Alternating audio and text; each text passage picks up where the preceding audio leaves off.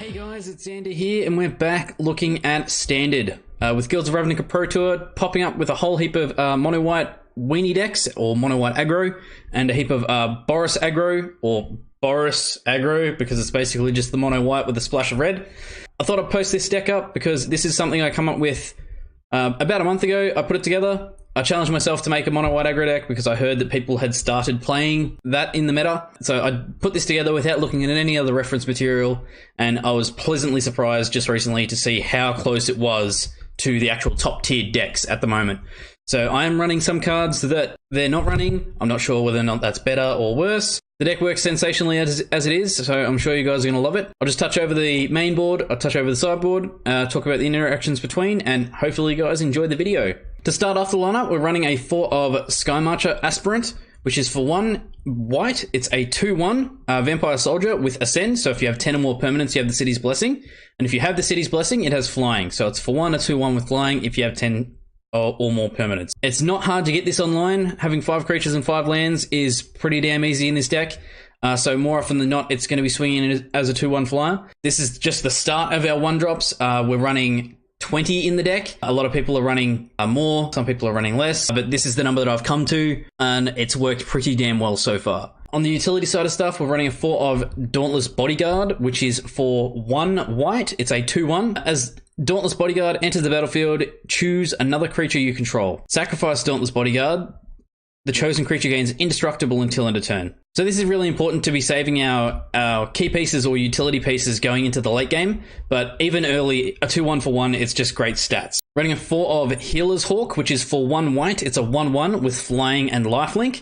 Any amount of life gain in this deck is sensational. Also have another 4 of Rustwing Falcon, which is another 1-drop flyer for 1 white. It's a 1/2.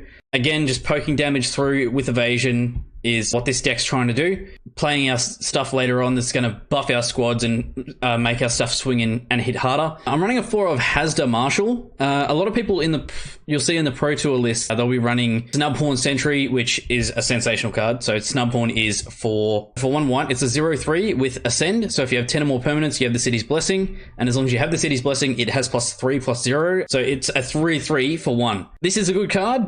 I have no arguments about that. It's a sensational card.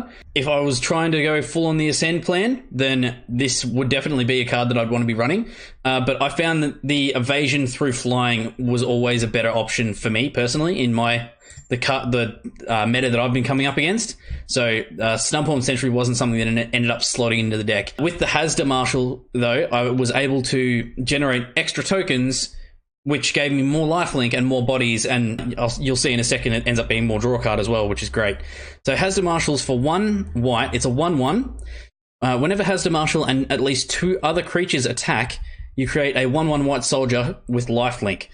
Now, again, incremental life gain is great in this. Extra bodies is always good. We're going for a go-wide strategy. We want to be attacking with as many creatures as often as possible, and it's just a great card for that. Going on to the 2-drop slot, we have a 4 of Adanto Vanguard, which is for 1 and 1 white. It's a 1/1 with, as long as it is attacking, it gets +2/+0. So when it's attacking, it's a 3/1. But you can also pay 4 life to have Adanto Vanguard gain indestructible until end of turn. Now, with that small amount of incremental life gain that we do have in this deck, it allows us to pay for the ability without having any kind of downside. Like, we can usually gain 4 or more life in the game. So being able to have a couple of turns where we can just pay the tax on this and not care is quite often the difference between us winning the game or us losing. So Adanto Vanguard is a sensational card. It's one of the best performers in the deck, and it's just great. I love this card. Looking at the 3-drop slot, we are running a 4 of Benelish Marshal, which is for 3 white. It's a 3/3 with other creatures you control get +1/+1.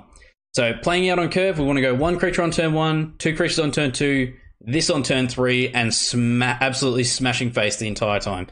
This also stops our white weenies from getting just swept by Chainwhirler. If we're on the play, we get this out on turn 3 before they get their Chainwhirler out, and then Chainwhirler is ineffective. All gravy for us. It's great. Looking more at the utility side of stuff, this is something that I'm running that I have not seen in any of the Pro Tour stuff. It's a 4 of Mentor of the Meek. which is for 3, so 2 and a white. It's a 2/2 human soldier with whenever another creature with power 2 or less enters the battlefield under your control, you may pay 1. If you do, draw a card. Cannot understand why these aren't getting played in any of the top decks at the moment.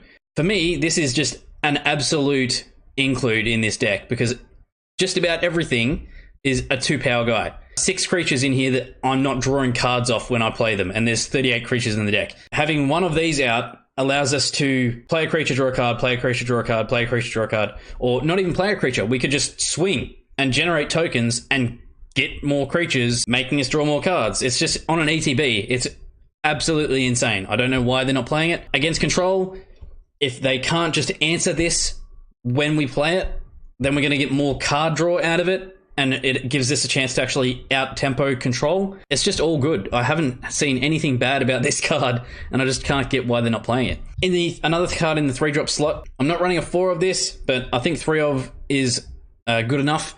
So History of Benalia is insanely good. We are running a few knights in this deck, so it's got a little bit of synergy. For the most part, it's for 3, it's 1 and 2 white. It's a saga that sits on the battlefield, and the turn you play it, you get a 2/2. The turn after you play it, you get a 2/2 knight with vigilance, and then the turn after that, knights you control get +2/+1 until end of turn. Benelish Marshal is a knight, and Dauntless Bodyguard is a knight. That's all we need. Even if it's just buffing its own tokens, for 3 to get 2/2 knights with vigilance, it's great value. Another pseudo anthem in this deck comes in the form of Venerated Loxodon. I've seen people running this in a 4 of. It didn't work for me, so I've just been running it in the 2 of. It is good, but I'm just running in the 2 of. So it's for 5, so 4 and a white. It's a 4/4 Elephant Cleric with Convoke, so you can tap any number of creatures to help cast it, and it costs 1 less for each creature you do, or so 1 generic less for each creature that you tap, or equal to its color. So we've got white creatures, so we can tap them for white. So we can tap 5 creatures rather than pay any mana for this, which is great. But when it enters the battlefield, you put a +1 counter on each creature that convoked to play it. If we tap 5 creatures, they all get +1 counters. It is a ridiculously good card. I just haven't been able to cut anything. I can't think of anything I want to cut to run another 2 of in the deck. But it is great, don't get me wrong. Also running a 2 of Pride of the Conquerors, which is for 2, 1 and a white. It's at instant speed. Now this has Ascend as well, so if you have 10 or more permanents, you have the City's Blessing. Creatures you control get +1/+1 until end of turn. But if you have the City's Blessing, they get +2/+2 instead. Now this is hugely relevant. This can stop your stuff dying from Chainwhirler if you haven't got a Benelish out. This can stop Benelish from dying if they want to Lightning Strike it. A kill spell if you have the huge board and then you just go, all my stuff gets +2/+2, go sideways and win. People are running this in a multiple. If they're not running this, they're running a Charge, which is a very similar spell, but it's for 1 white at instant speed. Creatures you control get +1/+1. The +2 was too much for me to pass up, basically. I just like that as the kill spell. With the +2 in mind, I am also running a single copy of Ajani Wise Counselor, which is for 5, so 3 and 2 white. Its +2 ability is you gain 1 life for each creature you control. Again, life gain can be really relevant, especially against aggro decks. Its neg3 ability is creatures you control get +2/+2 until end of turn. So again, I can play him and neg3, my board's huge, go sideways. So it's a Pride of the Conquerors that isn't an instant speed, but it's recurable. We can keep doing it. Its neg9 ability is put X +1 counters on target creature, where X is your life total. So if we end up grinding a game long enough, we can throw those X +1 counters on one of our flying creatures and often get through for lethal damage. Just a really good card. We're also running a 3 of Legion's Landing, which is for 1 white. It's a legendary enchantment with when Legion's Landing enters the battlefield, you create a 1/1 white vampire creature token with lifelink, and then when you attack with 3 or more creatures, transform Legion's Landing. When it's transformed, it turns into Adanto the First Fort, which is a legendary land with tap, add 1 white, or 3, so 2 and a white. Tap, create a 1/1 white vampire creature token with lifelink. Again, creating tokens is great. Incremental life gain is good. This also helps us cut down our land count, so we're only running, the rest of the deck is 17 planes, and that is the main board. Other cards you could consider playing in the main deck, I'll just go over them here. So these aren't in the deck. These are not in this list. These are just cards that you could be playing. You could have a Duskborn Sky Marcher, which is for 1 a 1/1 flyer. 1 tap target attacking vampire gets +1/+1. I've seen that pop up. It's a good card. Leon Vanguard, great card. For 1, it's a 1/1. At the beginning of your combat on your turn, if you control 3 or more creatures, Leon Vanguard gets +1/+1 and you gain 1 life. Incremental life gain is great. Snubhorn Sentry, it's for 1 a 3/3 if you have Ascend, which is always good. Just didn't have Evasion, so that's why I didn't slot into this deck. A Hunted Witness is another card that you could run in the 1-drop slot. With for 1 a 1/1, when it dies, you create a 1/1 soldier with lifelink. I was seeing a lot of people playing this instead of playing Hasdas. I just prefer the Hasdas because it's potentially more token generation. That's the main board. Just touching over the sideboard here. Running a 4 of Knight of Grace, which is for 2, 1 and a white. It's a first strike with hexproof from black. In your black mashups, this goes straight in. Black is a lot of the removal in standard at the moment, so this being exempt from that makes it a really hard hitting and pain in the ass for a lot of people. Knight of Grace gets +1/+0 as long as any player controls a black permanent. So again, if they're playing black, we can be swinging in with this. It'll be a 2/2 with first strike. If they've got a black permanent, it's a 3/2 with first strike. And it's a knight, so it's going to synergize with History of Benalia as well. It's just a great card. Against Planeswalkers, we're running Sorcerer's Spyglass, which is for 2. It's an artifact that sits on the battlefield. As Sorcerer's Spyglass enters the battlefield, you look at target player's hand. You choose any card name. Activated abilities of the source of the chosen name can't be activated unless they're mana abilities. So you play this, you say Teferi, they can't activate abilities. Just shuts down Planeswalkers. It's great.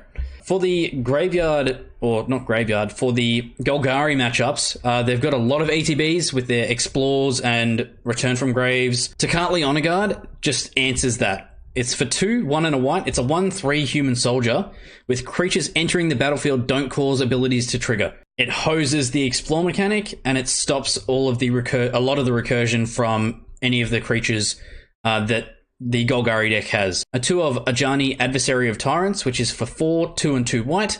It's a legendary Planeswalker Ajani with 4 loyalty counters. Its +1 is put 2 +1 counters on each of up to 2 target creatures. Its -2 is return target creature with commander mana costs 2 or less from your graveyard to the battlefield. And its -7 is you get an emblem with, at the beginning of your end step, create 3 1/1 white catch creature tokens with lifelink. The -7 is not going to happen a lot, but it is recursion for our small creatures, which is great. Helps us in control matchups. The +1 to 2 target creatures also is nothing to snuff at. Have seen it popping up in the main boards of a couple of the white weenie decks. I just got it in the sideboard here as a bit of a utility piece, but it's definitely worthy of being in the main board if you want it there. A 4 of Conclave Tribunal, which is for 4, 3 and a white. It's an enchantment with Convoke, so you can tap your creatures to play it. When Conclave enters the battlefield, exile target non-land permanent and opponent controls until Conclave leaves the battlefield. So this answers a lot of the big stuff that's in standard at the moment that we just otherwise couldn't kill. Permanence is the ability to get rid of permanence specifically is great. That is the sideboard. That has been my mono white weenie deck. As always, do the YouTube stuff. Like, share, subscribe, hit the bell for notifications to see new videos when they're released. Let me know in the comments if you liked, didn't like, if I'm missing cards, if whatever. Let me know in the comments, and I'll see you guys in the next video.